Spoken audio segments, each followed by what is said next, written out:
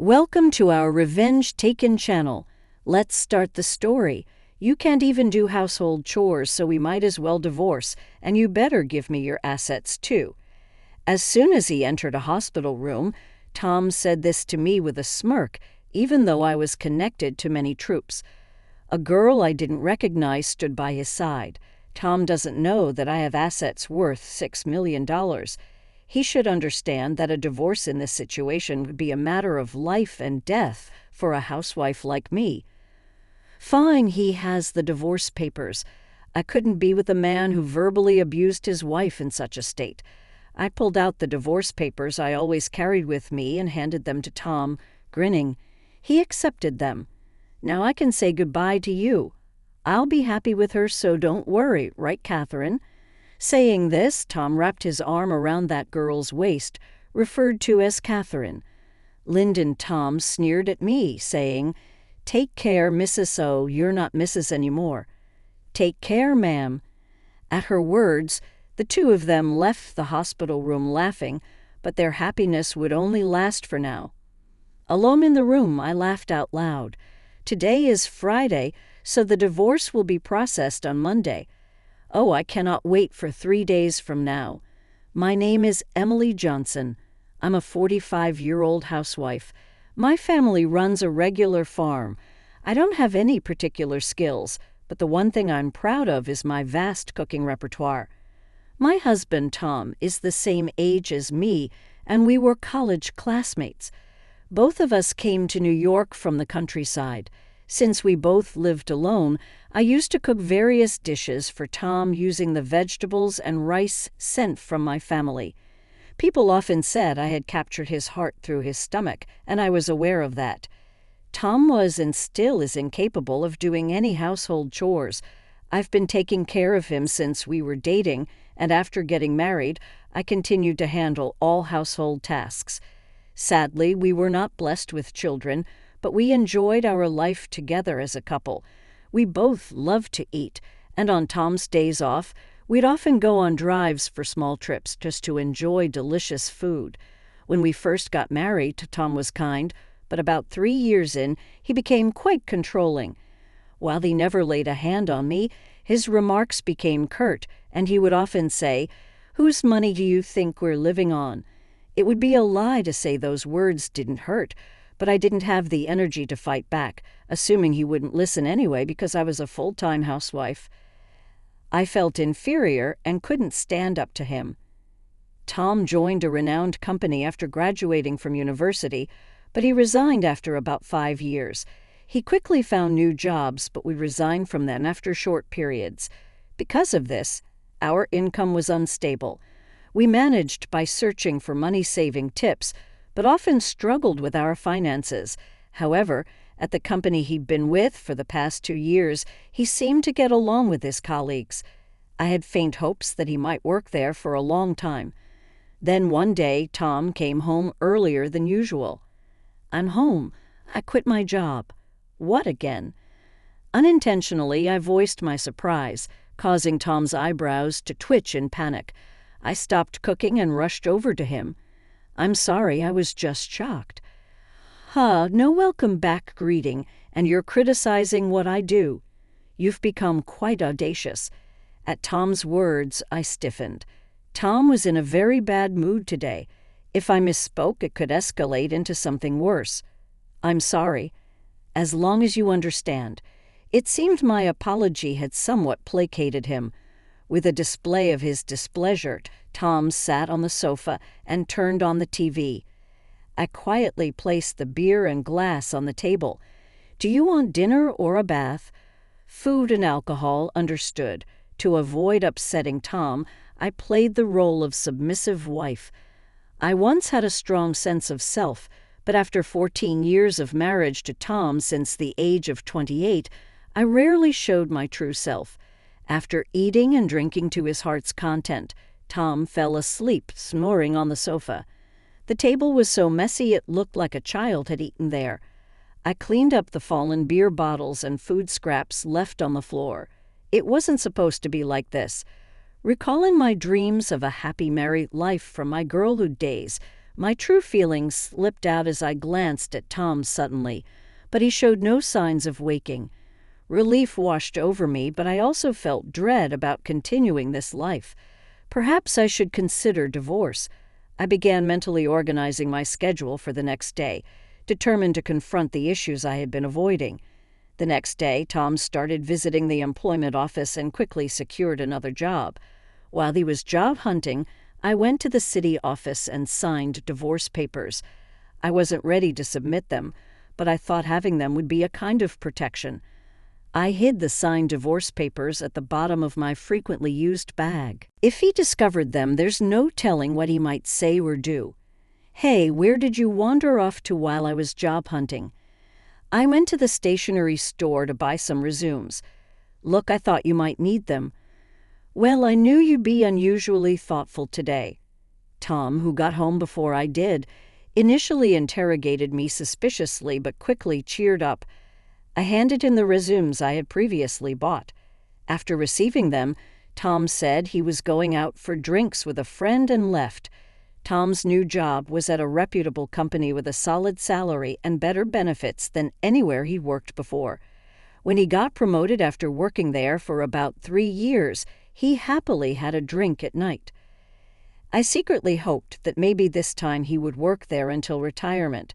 Tom's department seemed to be in sales, and he started to leave home more frequently for evening entertainment.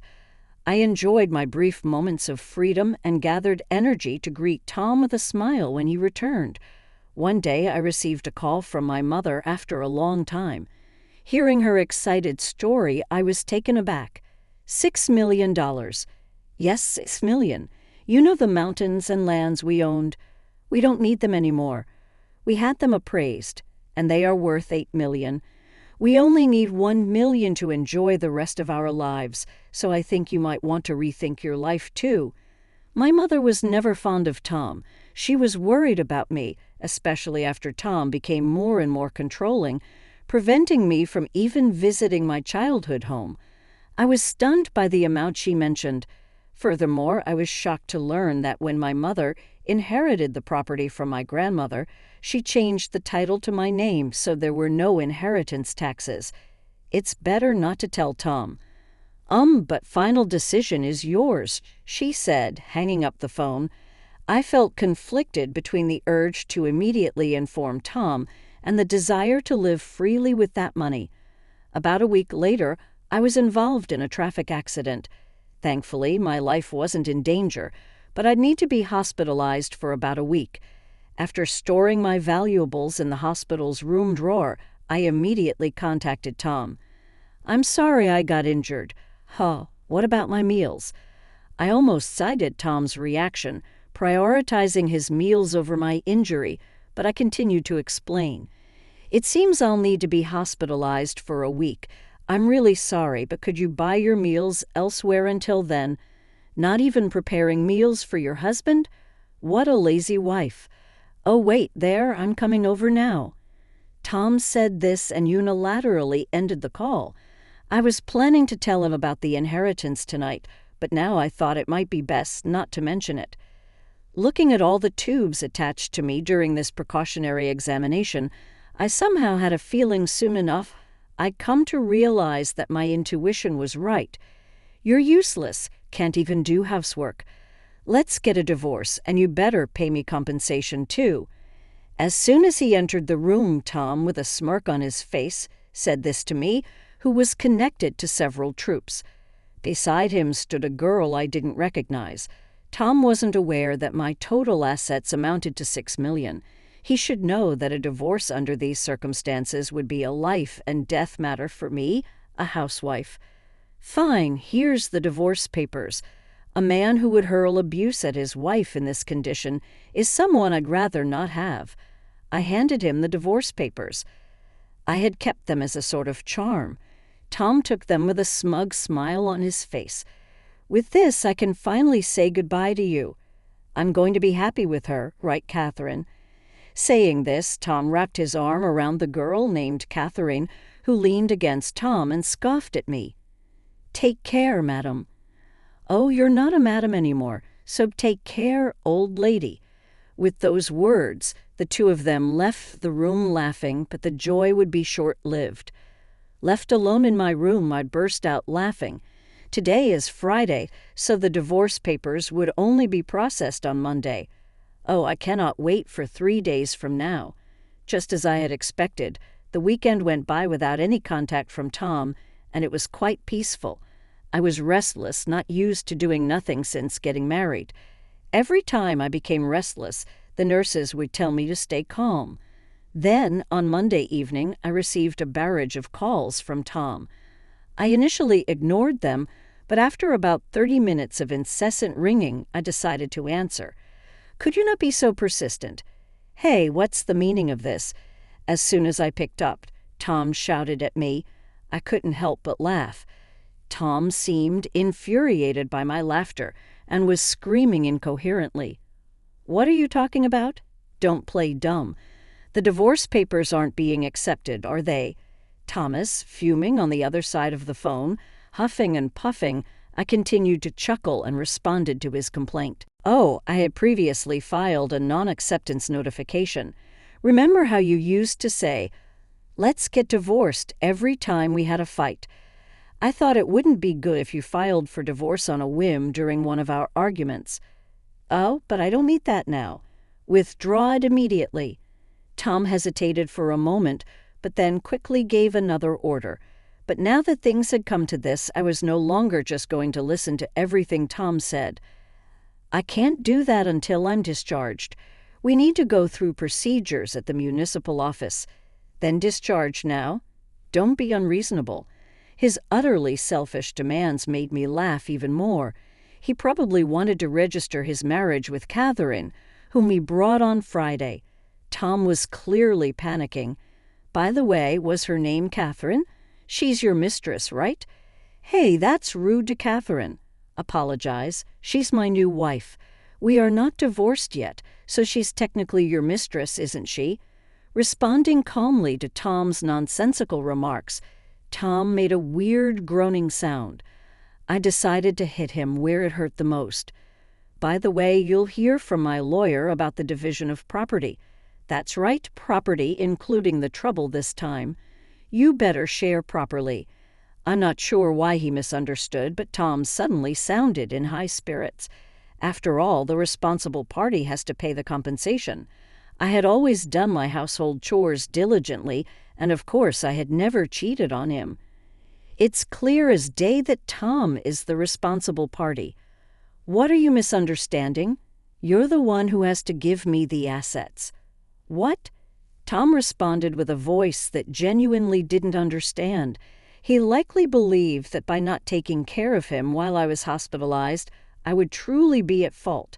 Even in my parents' age, one wouldn't be deemed at fault for such a reason.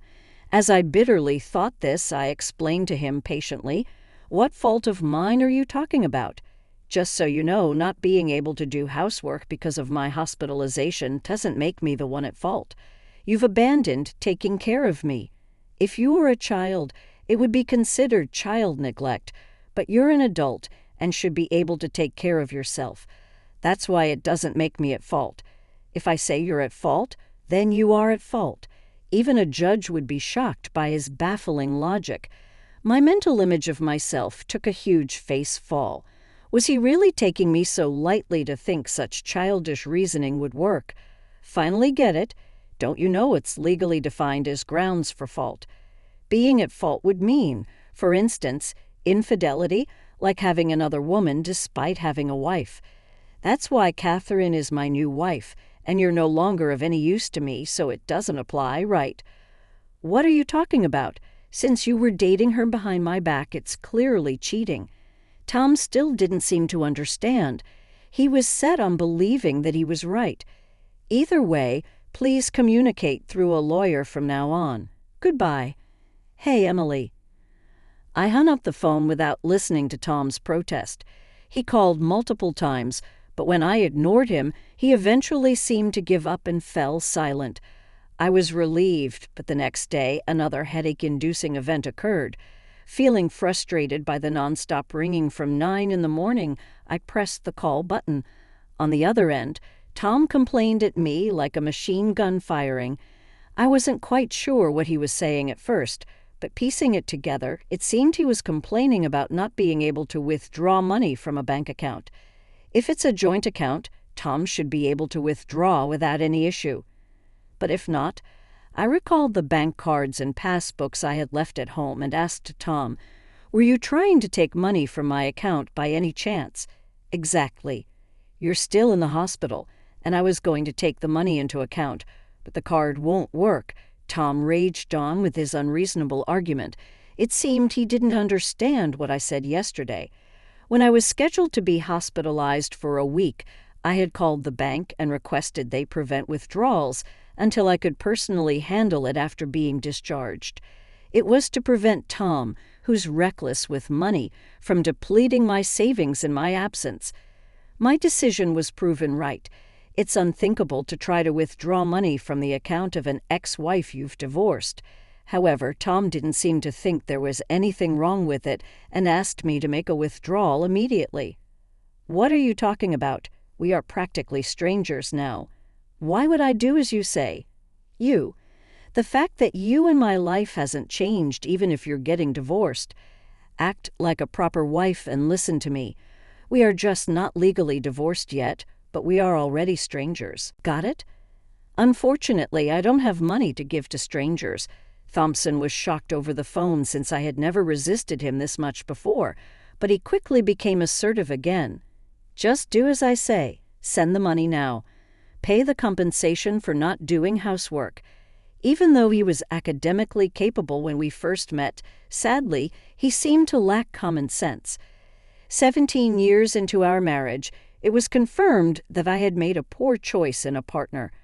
Tom seemed frustrated that I wasn't giving in. He likely had exhausted his cash on hand and probably dipped into the living expenses I had left at home and from our shared account. I spoke to Tom as if I was talking to a small child. "Listen, I'm no longer your submissive wife. We'll settle the property division through a lawyer later on." "What? You're so insolent. I'm coming over right now." "Just wait." Saying so, Tom hung up the phone. "I don't mind if he comes to the hospital, but I've already asked the nurses' station not to let anyone in except for my parents, so it's unlikely he'll make it to my room." Tom really did come to the hospital, but as expected, he seemed to have been stopped at the nurse's station. My phone kept ringing, but after ignoring it for a while, it switched to messages, and my screen was flooded with notifications. I saved all of them as evidence and contacted my lawyer. After a while, it seemed that the lawyer had gotten in touch with Tom as the messages stopped coming in. I thought it was the end, but my hopes were about to be dashed. "There's a visitor named Karen. Would you like to see her?" "Karen? Please let her in." Karen was a friend who shared my hobbies back when I was single. We became close after she responded to my posts on a social media platform where I kept records of my dining experiences. We discovered we lived nearby and often went out to eat together. After getting married, while I couldn't dine out as much due to saving money, we kept in touch by regularly meeting for tea and chats. "Emily, are you okay from the injury?" "Yes, I'm feeling much better now, thank you." As Karen immediately expressed her concern upon entering the room, I felt warmth in my heart. I realized that since my hospitalization, aside from my parents and hospital staff, no one had shown concern for me. "Hey, Emily, things are tough for you right now, aren't they?" "Huh. Why?" I hadn't told anyone about my situation other than my parents. I wondered how Karen knew and asked her, intrigued. Karen then said something shocking. "You know Catherine, the young girl, right?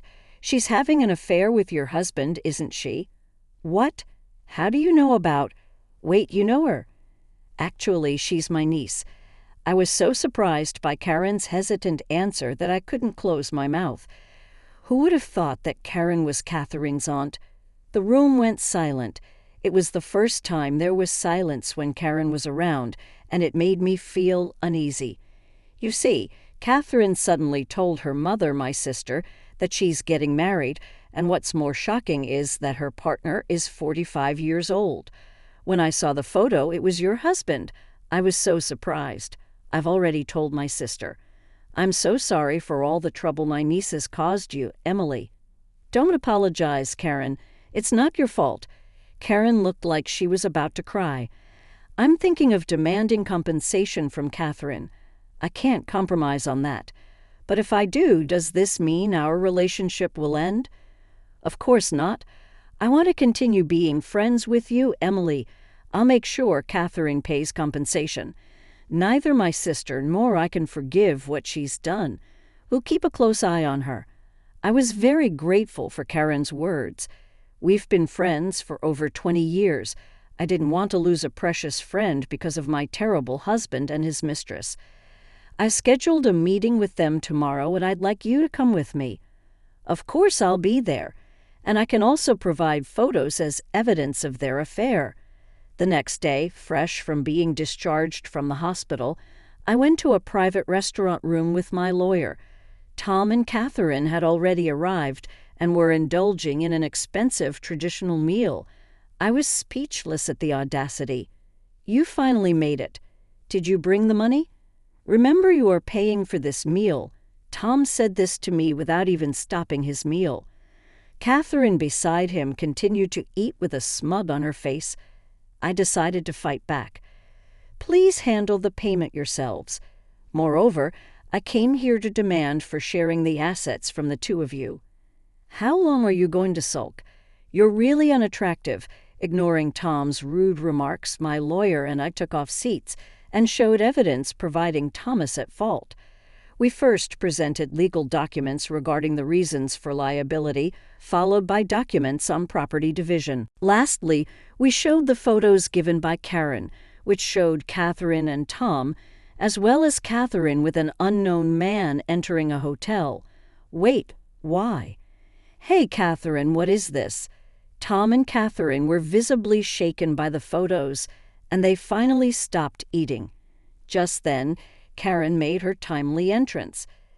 I took those photos. What? Karen? Catherine seemed confused as to why her aunt was present.